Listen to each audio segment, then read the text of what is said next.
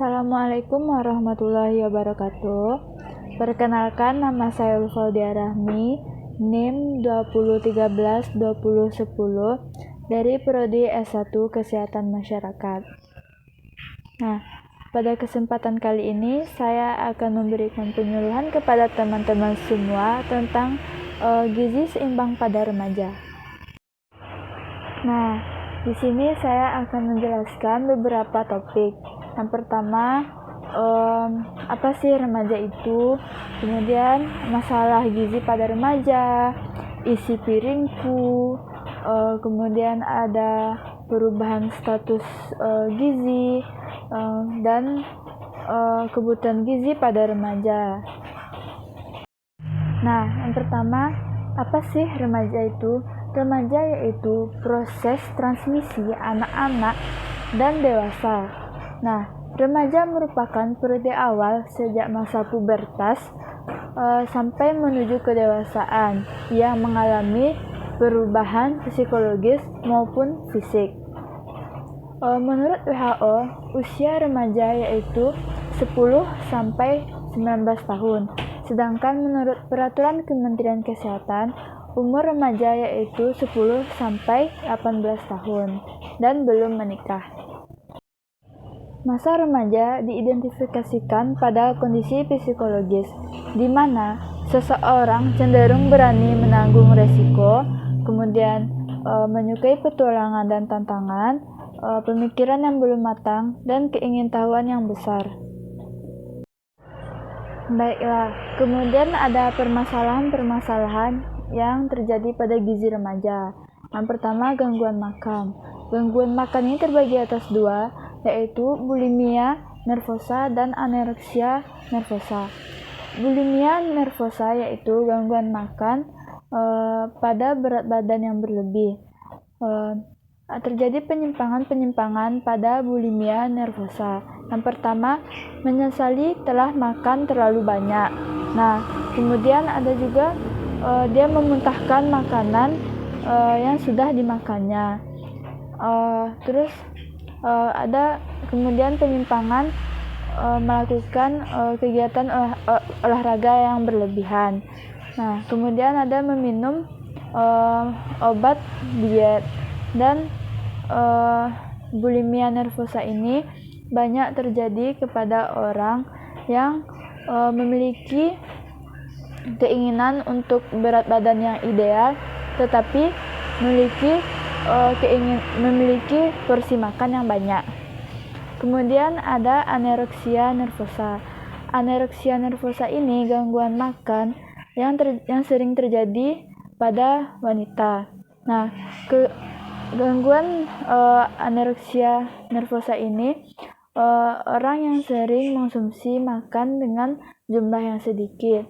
Dia terobsesi untuk memiliki tubuh yang ramping, padahal tubuh yang dimilikinya itu sudah ideal dan memiliki keinginan untuk memiliki tubuh yang lebih ramping lagi.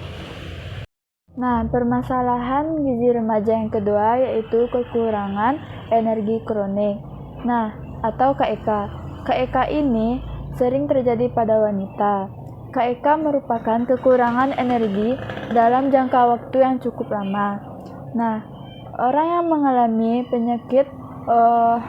mengalami masalah KEK sampai masa kehamilannya akan meningkatkan risiko bayi BBLR, yaitu bayi berat badan lahir rendah. Bayi yang BBLR akan mengakibatkan ketertinggalan pertumbuhan dan penyakit degeneratif. Permasalahan gizi yang ketiga yaitu anemia. Anemia adalah kondisi di mana seseorang mengalami kekurangan sel darah merah. Sel darah merah ini berfungsi untuk mengalirkan oksigen yang membawa asupan makan yang diperlukan oleh tubuh. Nah, anemia ini disebabkan oleh kekurangan zat besi.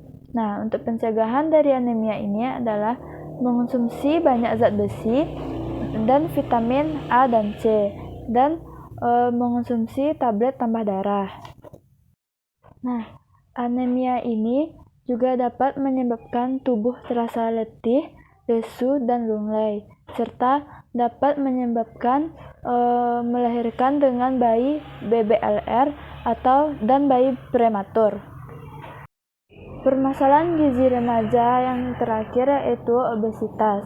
Obesitas adalah kondisi di mana seseorang mengalami berat badan yang berlebih.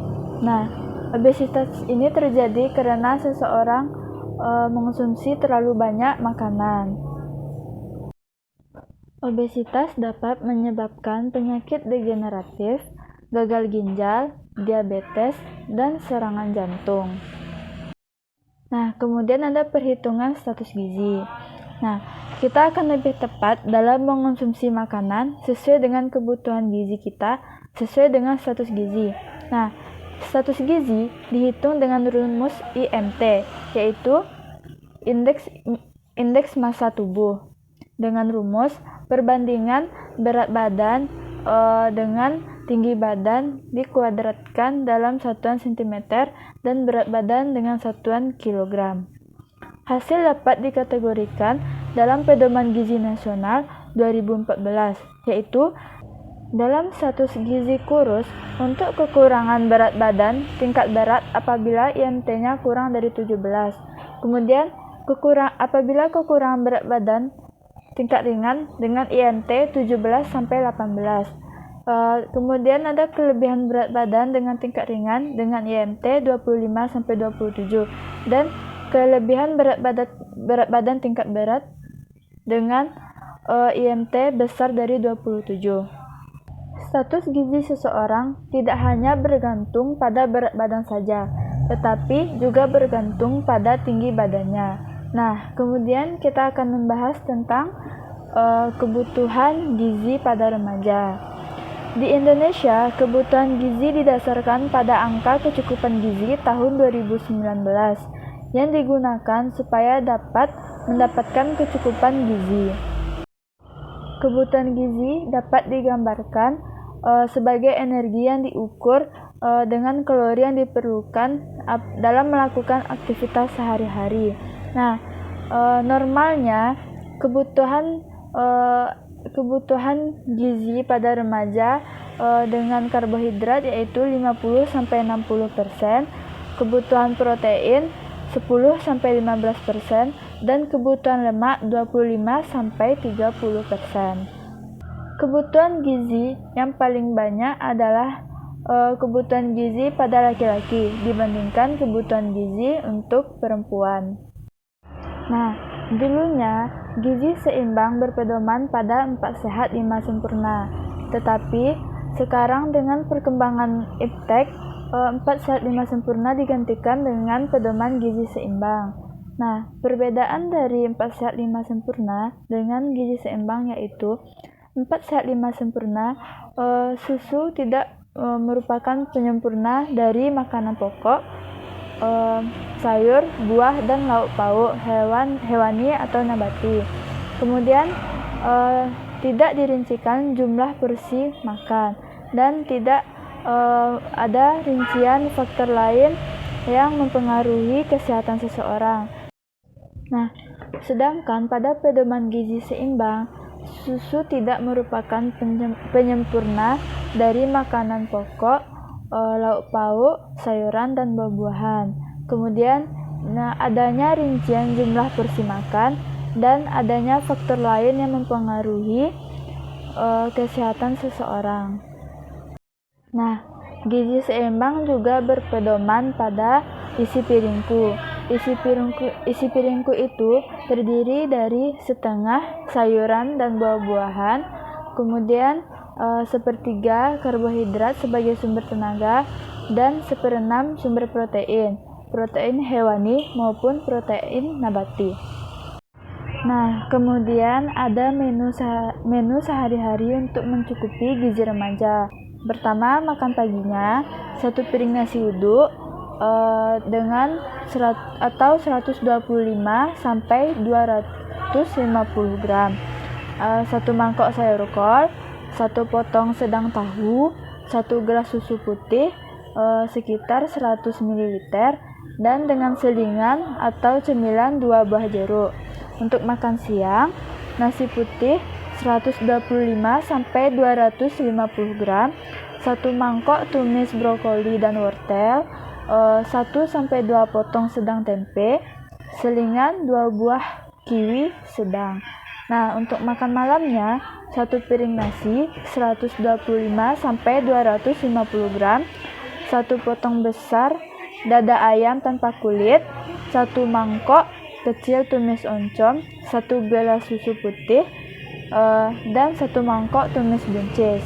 Nah, untuk itu kita harus menerapkan gizi seimbang pada tubuh kita dengan prinsip gizi seimbang. Yang pertama, mengonsumsi makanan yang beraneka ragam, kemudian menerapkan pola hidup yang sehat, aktif dan rutin untuk berolahraga, dan menjaga berat tubuh yang ideal. Nah, sekian dari saya. Assalamualaikum warahmatullahi wabarakatuh.